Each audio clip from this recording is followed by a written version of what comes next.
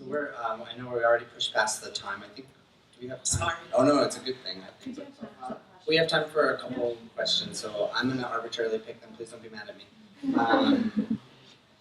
You, sir, there. Ask a good one.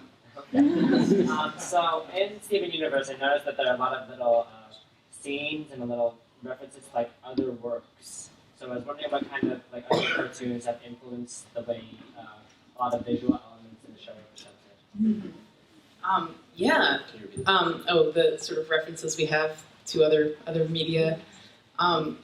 Yeah, I think because we're all big fans, it's really hard to, and because it's been such a part of everything that we love, I think a lot of people on the show feel like me, where we have this image repertoire that we associate with childhood and love and thinking that something is really, really cool, and we all want to put Ava references into everything.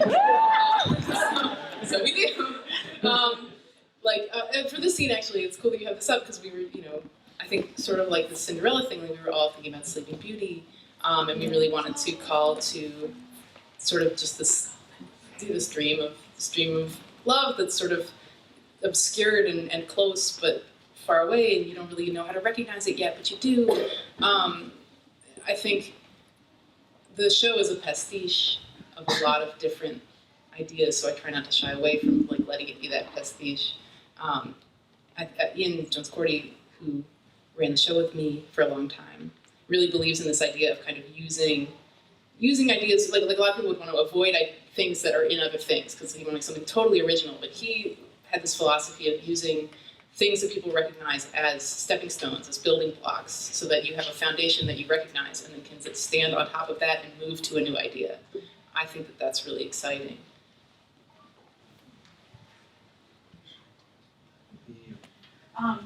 You were saying earlier how you were fans of things and you were like in love with these creators because of what they created, not necessarily who they were as people. And you probably have people who experience that with you now with your work. So how do you deal with people who are just like, oh my God, I love you, and you're just like, I don't know.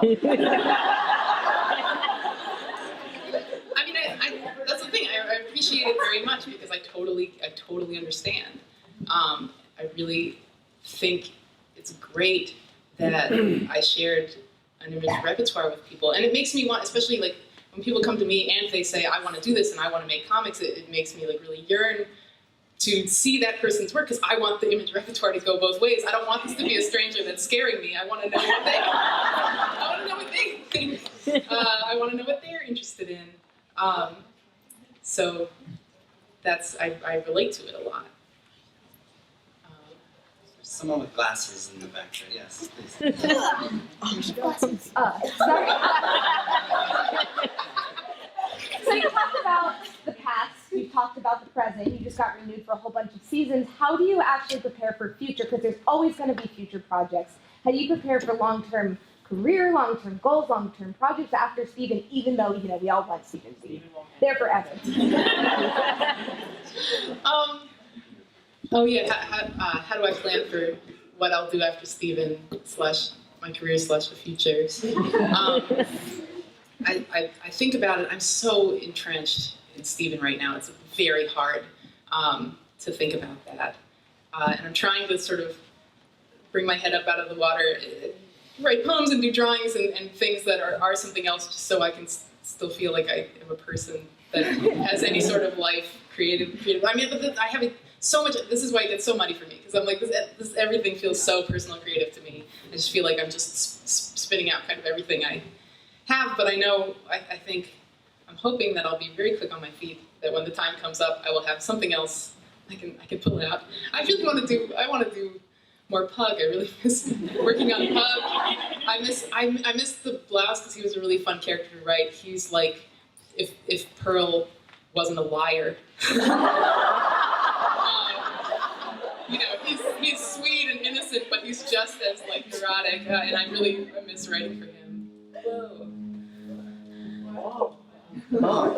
Is that, yeah, oh. It's a shofar. We're going long. For saying something about her. Yeah, well. A few more questions back there. guy with the red hair.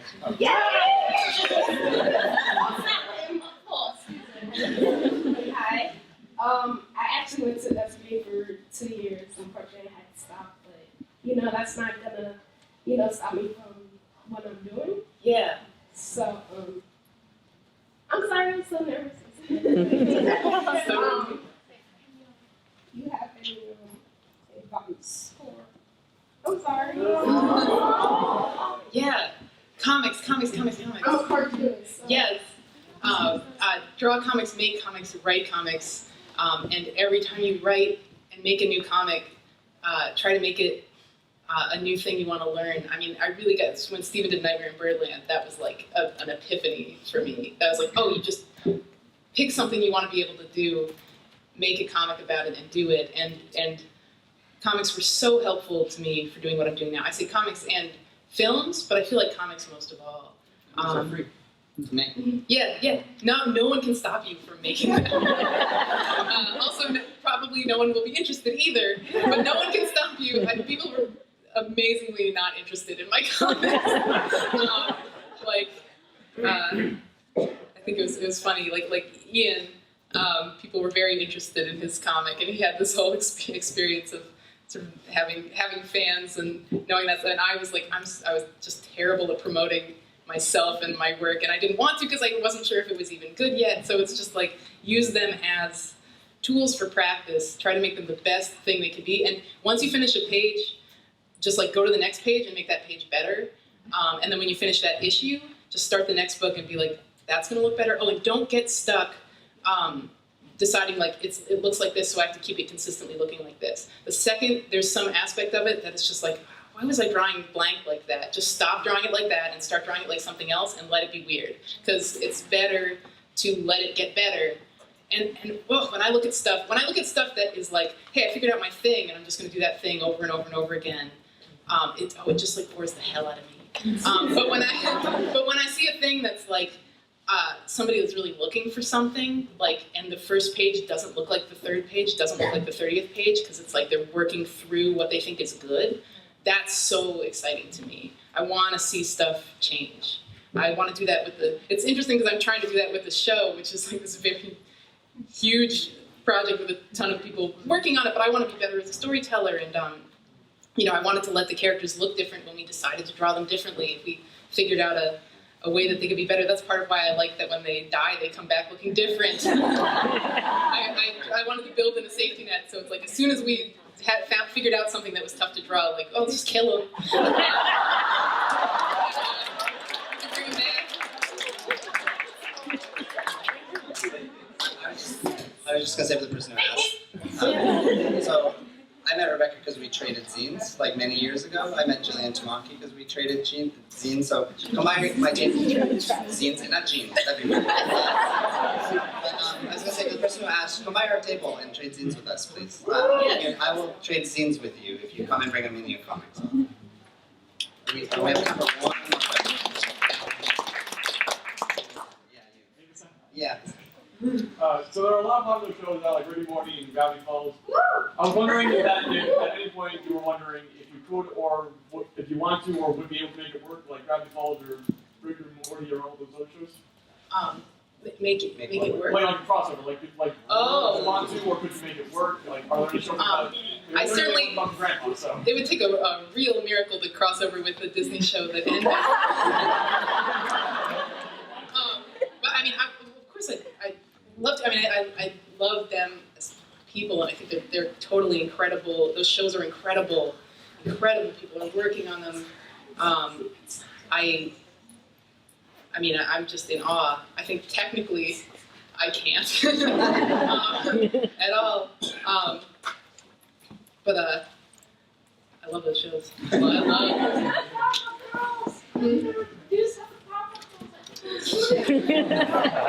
It's not ready for transition live. So that's unfortunately all the time we have for questions today. So I'd just like to say one thing. I want to thank you all so much for being here. I especially want to thank Rebecca for being here and Ryan for moderating this conversation. You guys have been so awesome today. I need you to do one more awesome thing.